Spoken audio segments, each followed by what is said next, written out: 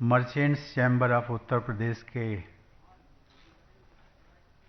90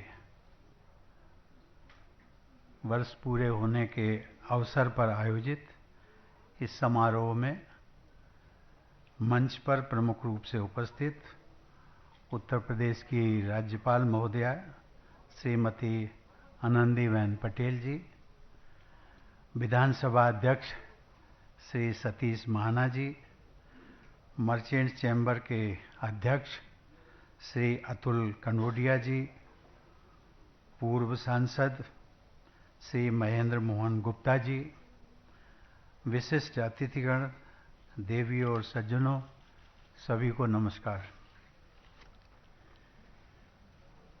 merchants chamber of Uttar Pradesh के 90 वर्ष पूर्ण होने के अवसर पर इस संस्था से जुड़े आप सभी लोगों को मेरी हार्दिक बधाई और शुभकामनाएं। मुझे लगता है कि जिस संस्था को भारत के प्रथम प्रधानमंत्री जवाहरलाल नेहरू और प्रथम महिला प्रधानमंत्री श्रीमती इंदिरा गांधी और उसी के साथ साथ प्रथम महिला राष्ट्रपति श्रीमती प्रतिभा देवी सिंह पाटिल जैसे महान व्यक्तित्व के लोगों ने संबोधित किया हो, ऐसी संस्था के कार्यक्रम में भाग लेना मैं अपना सौभाग्य समझता हूं।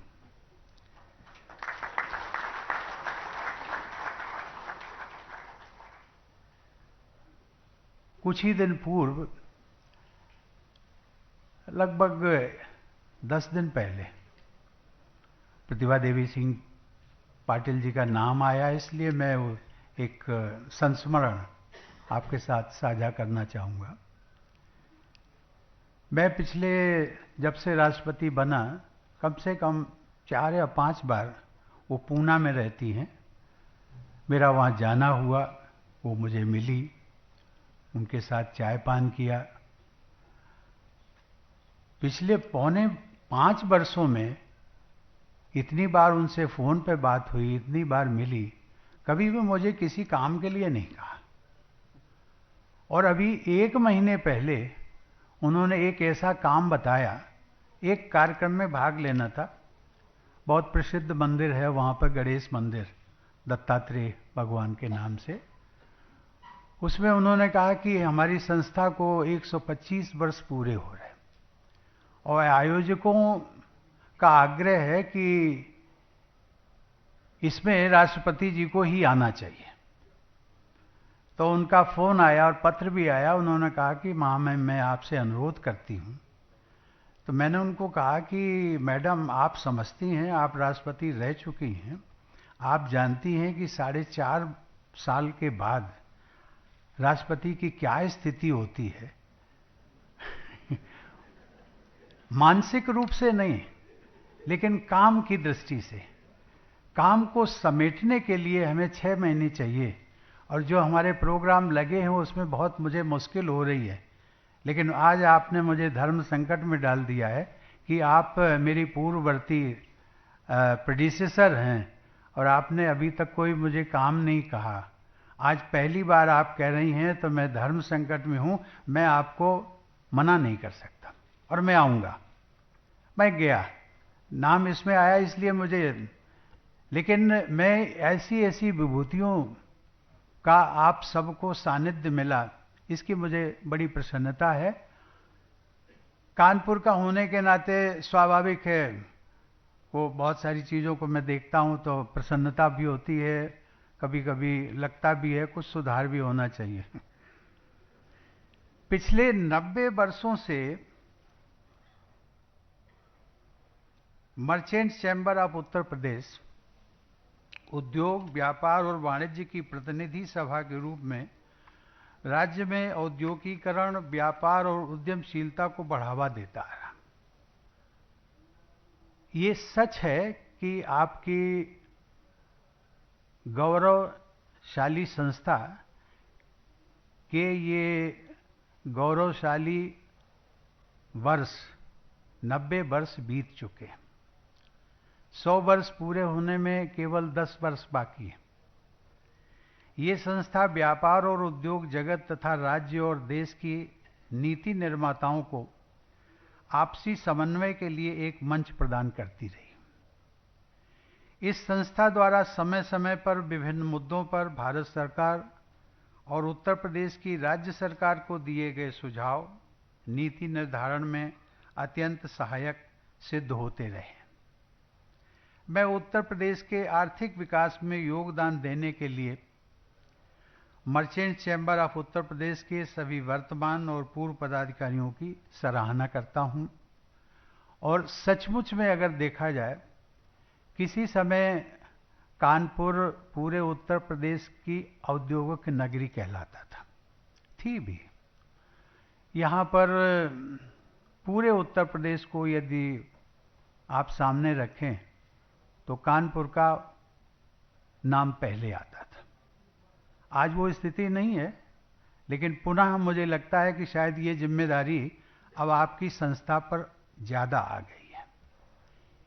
उसको आपको रिस्टोर करने में क्या चाहिए, और मुझे लगता है कि जो पदाधिकारी हैं, सक्षम पदाधिकारी हैं आप सब लोग, वो जो स्वर्णिम इतिहास था कानपुर का औद्योगिक नगरी होने का, यदि उसको वापस आप ला सकें तो ये कानपुर के लिए शायद इतना ऐतिहासिक नहीं होगा जितना कि पूरे उत्तर प्रदेश के लिए होगा।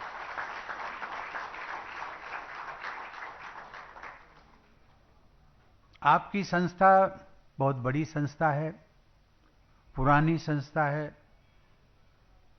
देखा जाए कि मर्चेंट्स चैम्बर ऑफ कॉमर्स को अगर देखा जाए, मुझे नहीं लगता कि उत्तर प्रदेश में इससे पुरानी कोई संस्था होगी। हमारे पदाधिकारी भी वरिष्ठ हैं, सीनियर हैं, प्रभावशाली हैं।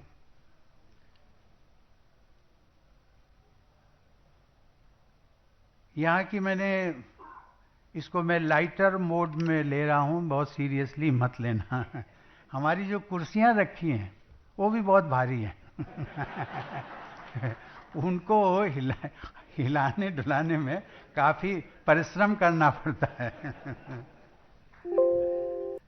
लेकिन मैं चाहूंगा, ये जो मैंने आपसे निवेदन किया है, मैं चाहूंगा, जब यहाँ का मैंने प्रोग्राम के लिए स्वीकृति दी थी तो मैंने आयोजकों को कहा था कि आप कार्यक्रम कहीं दूसरी जगह करिए। इसलिए क्योंकि इस हाल में मैं पहले आ चुका हूं, लगभग 2 बार आ चुका हूं, 2 या 3 बार। मैंने कहा कि छोटा सा हाल है और अच्छा होगा कि किसी बड़े हाल में। लेकिन जब मुझे बताया गया कि नहीं साहब, एडामेंसी है, उन्होंने कहा कार्यक्रम हम यहीं करेंगे, तो मैंने कहा कार्यक्रम करिए, हम जरूर आएंगे। एक बार हमने हाँ कर दिया, कहीं पर भी करें। लेकिन मुझे लगता है कि आप बड़े उद्यमी हैं, आपकी सोच बड़ी है, दिल बड़ा है। मुझे लगता और इससे थोड़ा सा आप अपना बड़प्पन दिखाइए और ये रहने दीजिए। इसको ये रहेगा, ये तो ऐतिहासिक बिल्डिंग है, इसको कहीं किसी को देना नहीं है, इसका उपयोग भी करना है। लेकिन इससे एक बड़ा भवन, ऑडिटोरियम आपकी संस्था का बने तो मुझे लगता है कि बहुत खुशी की बात होगी। जितने भी उद्यमी इससे जुड़े हुए हैं, बहुत सारे लोगों को मैं व्यक्तिगत रूप से जानता हूं। मैंने देखा है कि उनकी जो कोठियां हैं वो इससे बड़ी बड़ी हैं। लेकिन मेरा अभिप्राय इंप्रूवमेंट की दृष्टि से है, इसको आप अन्यथा ना लें। एक मैं और ऑब्जर्वेशन में शेयर करना चाहूंगा अध्यक्ष जी। मैंने सारे पदाधिकारियों की सूची जो पिछले पास्ट प्रेसिडेंट्स थे मैं देख रहा था, अभी बड़े सरसरी तौर पर देखा मैंने। मुझे भी किसी भी, शायद हो सकता है गलती हो, मैं उसके लिए माफी भी मांग लूंगा, लेकिन मुझे किसी महिला अध्यक्षा का मुझे उसमें नाम नहीं दिखा। मैं चाहता हूं, आज ये महिला सशक्तिकरण की बात नहीं है, दे आर इक्वल। और मुझे लगता है समाज की कार्यशैली में कभी कभी हमारी बहनें जो होती हैं, हमारी बेटियां हैं, वो पुरुषों की तुलना में आगे हैं। आज महिलाओं की वो स्थिति नहीं है जो कि 50 वर्ष पूर्व हुआ करती थी। आज लेजिस्लेटिव असेंबली हो, चाहे पार्लियामेंट हो, चाहे और ये उद्योग हो, उद्योग मैंने देखा है बहुत सारी। मुझे लगता है कि मैंने संकेत दिया है कि शायद आप आगे कभी, जब भी, मैं ये नहीं कह रहा हूं कि अगली बार बना दीजिएगा, लेकिन कभी न कभी उनको मौका मिले तो मुझे लगता है कि बहुत अच्छी बात होगी।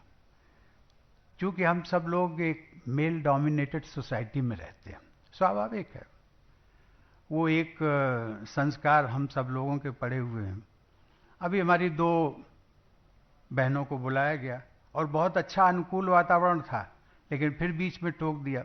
बहनों द्वारा स्वागत किया जाना था हमारी महामहिम राज्यपाल महोदया का, लेकिन फिर भी वहां पर भी मेल डोमिनेटेड सोसाइटी, नहीं, वो प्रोटोकॉल है, राष्ट्रपति का पहले होना चाहिए।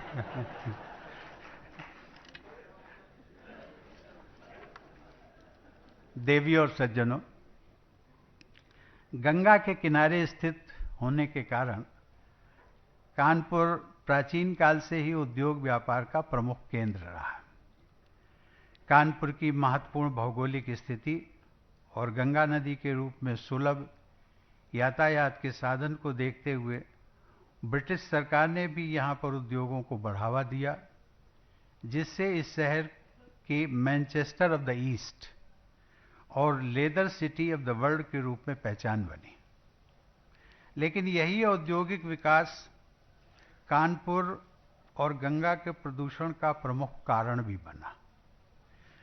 भारत सरकार नमामि गंगे मिशन के तहत गंगा को साफ और स्वच्छ बनाने के लिए प्रयत्नशील है, लेकिन इस मिशन की सफलता के लिए सभी भागीदारों का सहयोग होना बहुत आवश्यक है।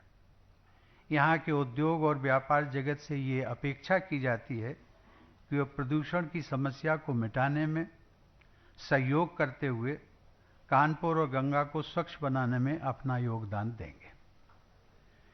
आज जलवायु परिवर्तन एक विकराल समस्या के रूप में हमारे सामने है।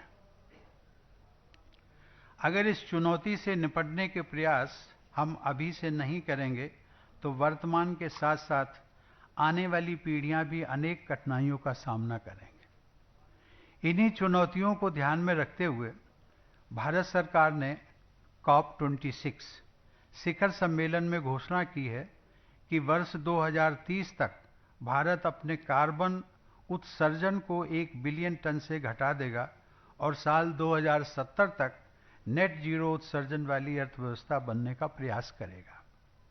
लेकिन इस लक्ष्य को प्राप्त करने में उद्योग जगत का सहयोग बहुत ही जरूरी है।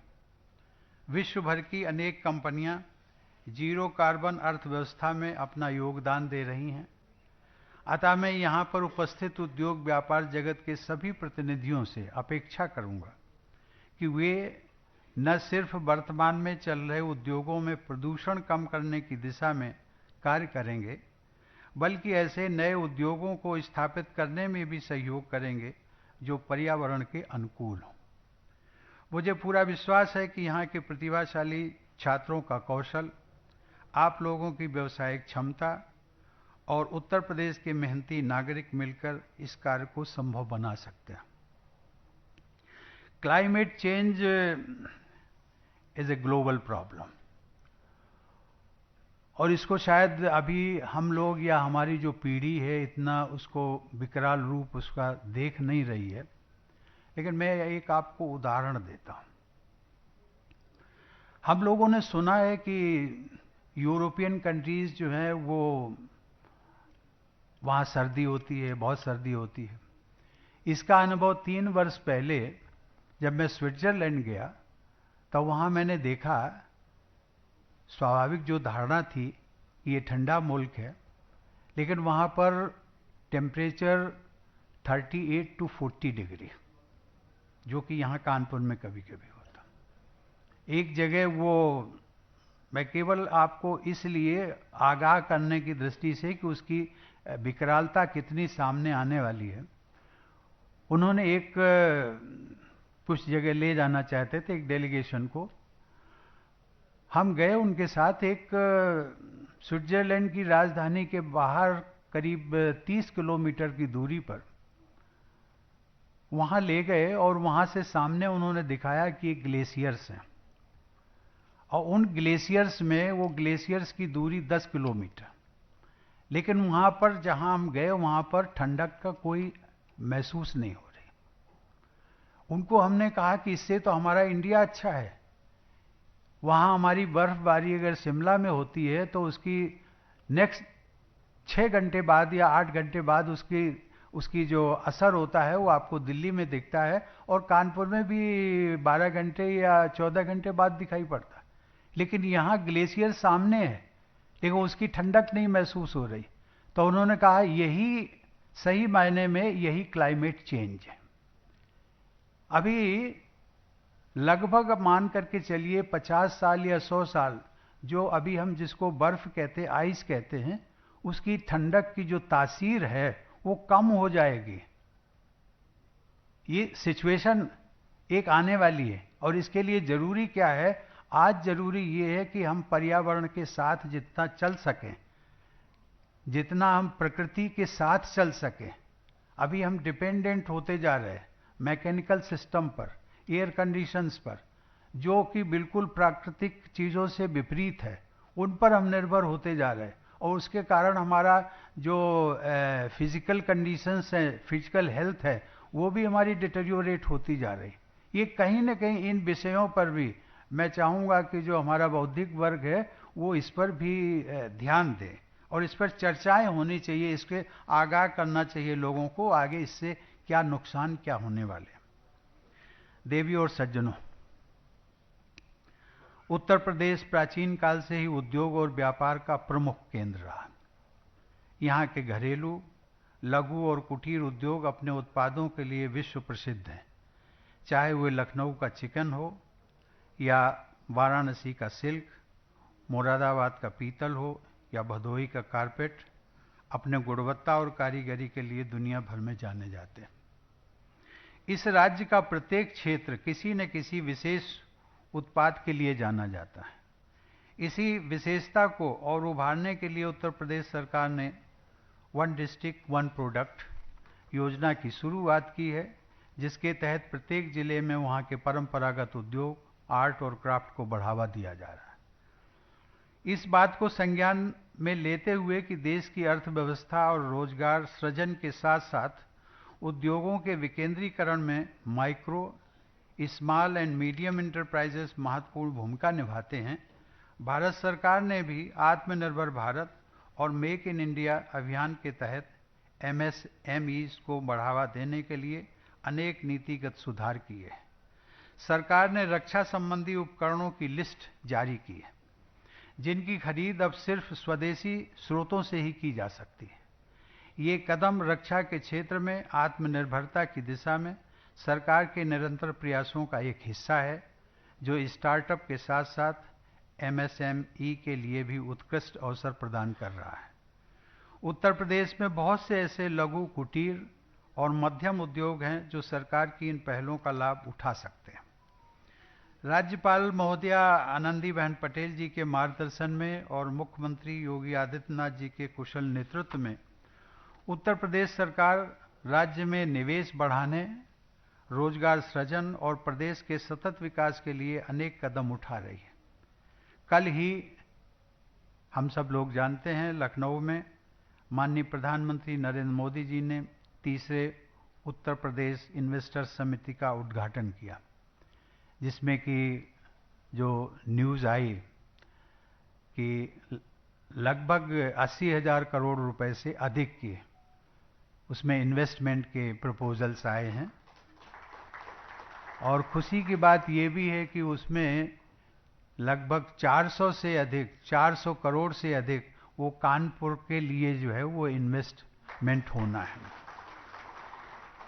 ये उत्तर प्रदेश सरकार द्वारा कोरोना महामारी के बाद आयोजित किए जाने वाला पहला इन्वेस्टर समिति है। मुझे पूरा विश्वास है कि इस समिट के जरिए राज्य में प्राप्त निवेश उत्तर प्रदेश को 1 ट्रिलियन अर्थव्यवस्था बनाने में अहम कदम साबित होगा। आप सबसे भी आशा है कि राज्य सरकार की योजनाओं का लाभ लेते हुए प्रदेश के विकास में अपना योगदान देंगे। देवियों और सज्जनों, किसी भी व्यापारिक संगठन का उद्देश्य केवल अपने सदस्यों के हित के लिए कार्य करने का नहीं होना चाहिए, बल्कि उसे समाज के सर्वांगीण विकास में भी भागीदार बनना चाहिए। मुझे ये जानकर प्रसन्नता हो रही है कि merchants chamber of Uttar Pradesh महिला सशक्तिकरण और स्टार्टअप को बढ़ावा देने के लिए विशेष कार्य कर रहा है। कल मैं, आप सब लोग जानते हैं, मैं अपने पैतृक गांव परौंक गया था, जहां जाकर बचपन की बहुत सारी स्मृतियां ताज़ा हो गईं। कानपुर भी आता हूं तो यहां पर भी बहुत सारी स्मृतियां ताज़ा हो जाती हैं, चाहे वो बीएनएसडी की हो, चाहे डीएवी की हो। हॉस्टल में मैं रहता था और ये मर्चेंट चैम्बर और ये पूरा जो हमारा माल रोड सीधा सिविल लाइन को क्रॉस करते हुए बहुत सारी स्मृतियां हैं। मुझे लगता है कि आज मैं जहां तक पहुंचा हूं उसका श्रेय मेरे पैतृक गांव की मिट्टी और यहां कानपुर की धरती उसको जाता है, और यहाँ के लोगों का जो स्नेह और आशीर्वाद मुझे बचपन से मिलता रहा। जब मैं स्टूडेंट था तब भी मिला, उसके बाद सांसद बना तब भी मिला, और बहुत सारे लोगों से पारिवारिक संबंध हैं। ये मेरे लिए एक बहुत संतोष की बात भी है और सौभाग्य भी है।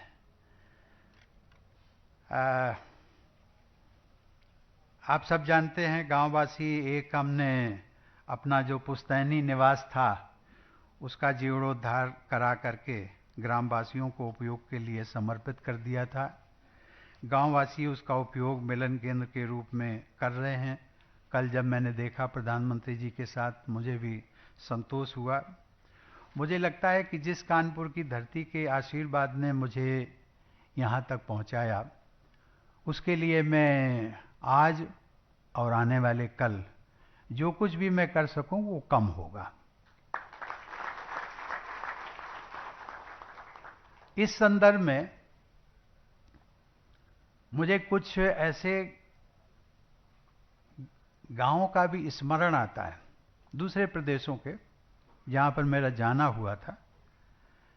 वहां से निकले हुए कुछ प्रबुद्ध नागरिकों ने अपनी संवेदनशीलता और कर्मठता का परिचय देते हुए उन गांवों का कायाकल्प कर दिया, उन गांवों को आदर्श गांव बना दिया।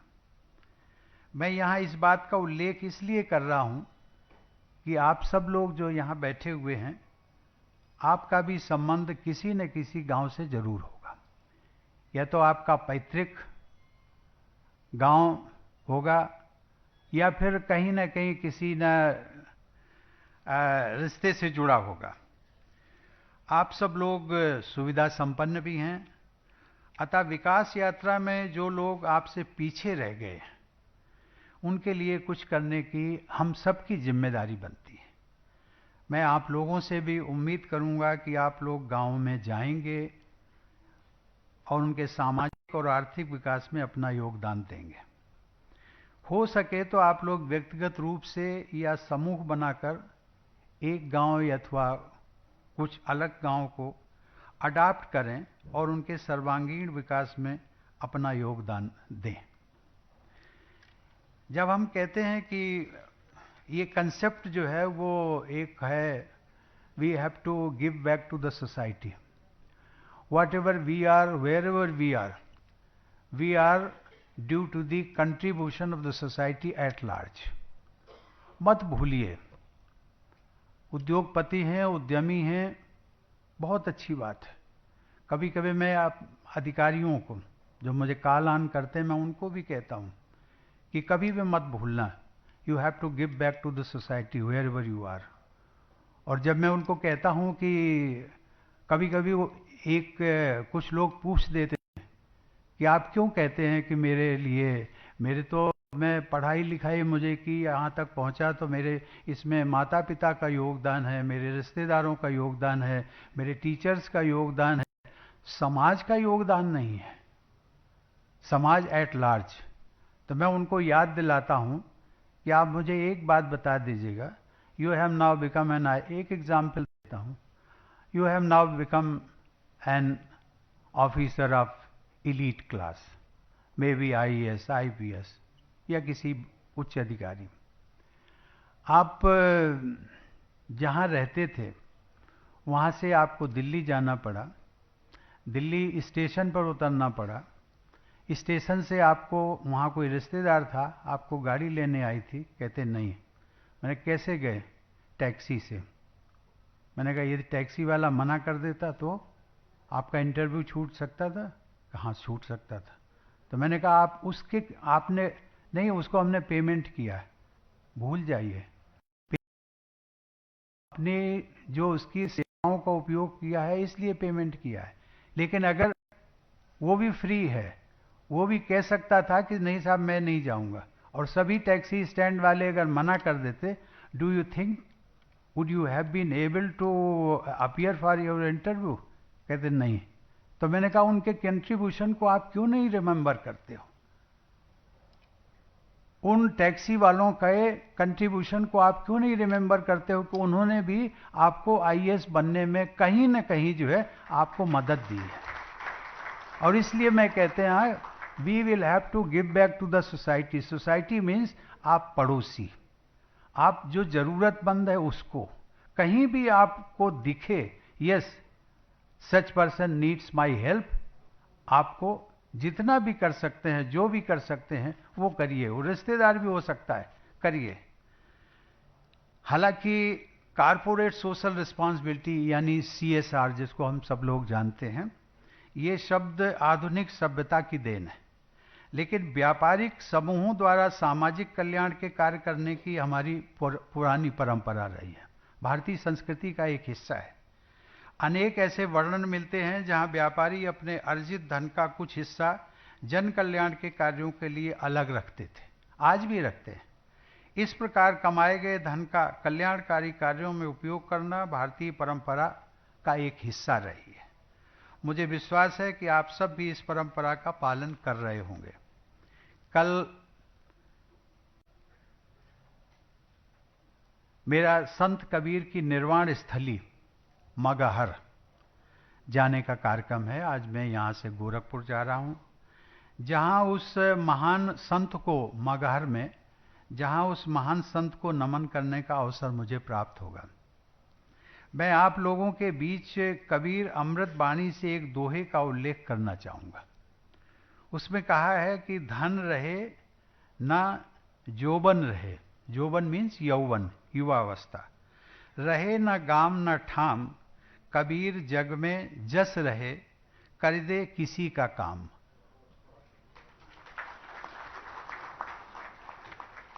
देवी और सज्जनों, आपकी संस्था अगले 10 वर्षों में 100 वर्ष की हो जाएगी। उसकी खुशी जितनी आपको है उससे ज्यादा मुझे भी है। किसी भी संस्था की यात्रा में शताब्दी वर्ष का एक महत्वपूर्ण स्थान होता है। यह अवसर अपनी पिछली यात्रा पर गर्व करने के साथ साथ भविष्य की दिशा दशा तय करने का भी होता है।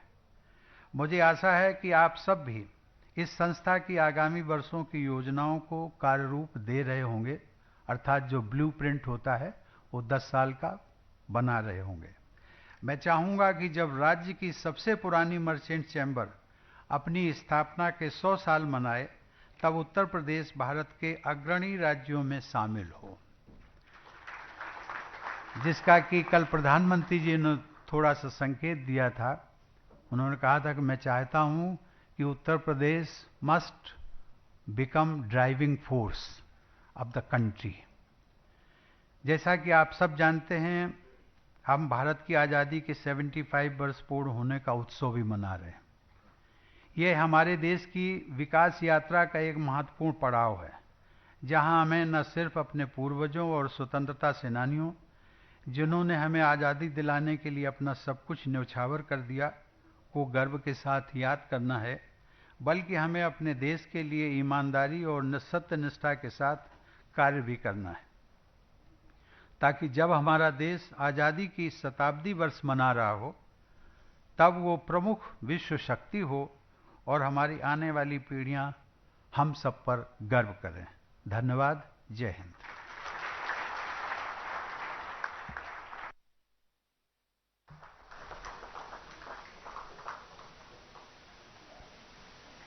हम सभी श्रद्धापूर्वक महामहिम राष्ट्रपति महोदय का